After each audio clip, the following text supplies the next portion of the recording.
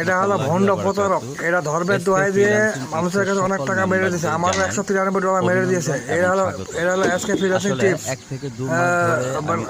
বাটপার, চিটার, ভণ্ড প্রতারক। এদের ফাঁদে পা দিবেন না কেউ। এদের কোথায় কান দিবেন না। এদেরকে আইনে আমি এই ভিডিওর মাধ্যমে সরকারের কাছে আবেদন করছি যে এক আইনে আওতায় আনা হোক। মিনিমাম মনে করেন যে অত কোটি টাকা সে মেরে দিয়েছে। আসলে প্রস্তুত আছি। এর ভিতরে যারা এখনো পেমেন্ট পান নাই, আমি ভর্তি ফি দিয়েছি 15,000, আমার $193 এক্সট্রা, মোটামুটি 40,000 টাকা আমার মেরে দিয়েছে সে। এরা হলো ভণ্ড প্রতারক। এরা ধর্মের দোহাই দেয় আর মানুষকে ইনক্লুড করে, মানুষকে সিম্পিতে জাগায়।